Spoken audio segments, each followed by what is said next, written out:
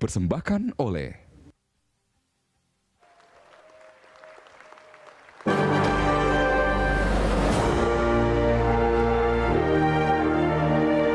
para pasangan calon dan penonton hadirin. Kini kita masuk ke sesi keempat dan ini adalah sesi yang harusnya sangat menarik karena pertanyaan yang diajukan bukan berasal dari tim panelis tetapi dari para paslon sendiri. Terbuka ruang untuk saling berargumen menjual gagasan terbaik. Yang perlu saya garis bawahi adalah tema pertanyaan harus tetap dalam koridor malam ini, yaitu tentang pembangunan sosial ekonomi untuk Jakarta yang dapat diturunkan ke masalah sosial ekonomi tentunya, transportasi, lingkungan hidup, keamanan, serta pendidikan. Moderator berhak meminta paslon mengganti pertanyaan jika dianggap tidak sesuai atau keluar dari tema yang ditetapkan oleh KPU Jakarta. Sesi ini akan dimulai dari pertanyaan salah satu pasangan calon ke calon lainnya selama 1 menit. Kemudian calon yang ditanya memiliki waktu menjawab selama 1,5 menit. Respon ini akan ditanggapi kembali oleh pasangan calon penanya selama 1 menit. Dan terakhir kembali ditanggapi oleh paslon penjawab selama 1 menit juga. Dan kita langsung saja supaya bisa menjadi lebih mudah dipahami. Kesempatan pertama saya berikan kepada paslon 1 untuk bertanya kepada paslon 2. Waktu Anda 1 menit. Silakan. Sebentar, ke paslon 2. Silakan Bu Silvi, paslon 2 ya? Paslon 1 bertanya kepada paslon kedua. Terima kasih Mbak Ira, Pak Basuki, Pak Jarod. Bapak sudah nonton film Jakarta Unfair mungkin ya? Jadi saya hanya ingin bertanya Pak, itu kan tentu dokumenter yang menggambarkan derita dan nestapa dari warga Jakarta, rakyat kecil yang hidupnya sudah sangat sulit dan akhirnya tergusur ke tempat lain. Bapak punya alasan tentunya mengapa menggusur, tetapi bagaimana perasaan Bapak sebagai pemimpin sekaligus pengambil kebijakan tersebut melihat warga yang hidupnya semakin sulit begitu, semakin sulit dan akhirnya kehilangan segalanya. Mereka disegel, setelah itu harus terhempas dari kota Jakarta selama-lamanya. Akhirnya nanti pertanyaannya adalah Jakarta ini untuk siapa? Warga yang mana yang kita ingin bahagiakan?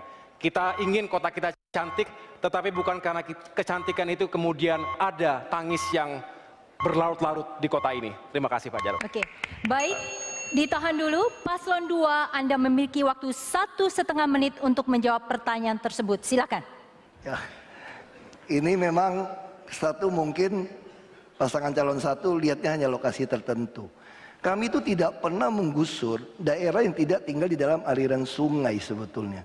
Jadi kalau sekarang orang Jakarta menikmati musim La Nina saat ini, hampir semua kota negara Asia itu tenggelam karena La Nina. Tapi coba lihat Jakarta, kami mengurangi 2/3 lokasi banjir. Yang dulu di Semper saya datang, itu 3 minggu tenggelam. Sekarang hanya berjam-jam saja, karena sudah kami kerjakan. Jadi kami bukan melakukan fisik untuk menyingkirkan orang. Justru orang-orang banyak saya temuin bersyukur.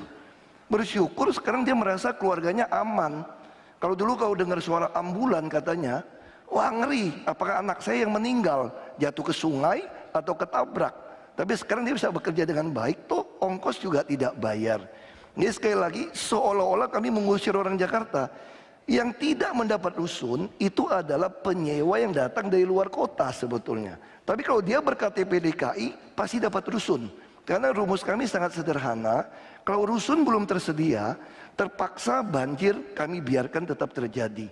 Makanya jangan heran Bapak Ibu, masih ada 400 titik lebih kalau hujan masih tergenang banjir. Kenapa? Karena pembangunan rusun kami belum siap. Kalau rusun sudah siap, baru kami kerjakan. Itulah yang kami katakan manusiawi kami. Terima kasih. Baik, kini saya berikan kembali kepada paslon 1, Pak Agus dan Bu Silvi. Giliran Anda menanggapi dalam waktu 1 menit apa yang sudah disampaikan paslon 2. Saya jadi bingung. Bagaimana ya dengan Bukit Duri kok bisa jadi menang ya? Itu yang saya pikirkan. Apa kemenangan itu semu? Atau artinya nggak bermakna? Kalau jadi seorang pemimpin saya kira mesti mengevaluasi ya. Bahwa yang dilakukan ini menabrak hukum atau tidak. Dan ingat, pasal 34 Undang-Undang Dasar 45, fakir miskin ditanggung oleh siapa? Negara. Dan akibat itu menggusur, tak pernah memikirkan dampaknya, siapa yang harus bertanggung jawab? Nah, disinilah dibutuhkan komitmen seorang pemimpin. Pemimpin yang punya hati, pemimpin yang memikirkan rakyatnya, mesti sejahtera. Nah, Waktunya masih tersisa. Baik, saya langsung saja kepada Pak Basuki dan Pak Jarod, silahkan menanggapi kembali. Waktunya adalah selama 1 menit. Karena tadi udah dari saya mulai saja. Kadang-kadang kalau saya baca berita ya, Ibu Sirvi saya juga bingung. Waktu datang ke Krukut Januari dia bilang, warga harus cerdas. Kita gusur, bukan gusur, kita menata. Sementara pasangan calon gubernur bilang, kami tidak menggusur, kami tidak mau pindahkan, kita mau bikin agak rumahnya terapung. Saya nggak ngerti bagaimana sungai yang tadinya 30 meter, sekarang tinggal 5 meter, bagaimana mau dibalikin 30 meter tanpa merobohkan bangunan yang tidak layak itu. Tapi ya sudahlah, namanya juga pengen jadi gubernur kan, kita juga maklum kan, ini petahana kan. Kita juga maklum, tapi saya sangat berharap siapapun yang jadi gubernur, rakyat itu diedukasi lah. Jangan dibodohi, kita pengen menang, tapi kita menang dengan elegan, rakyatnya jadi cerdas. Saya kira itu yang kita sampaikan. Terima kasih. Baik. Para paslon dan juga penonton hadirin sekalian.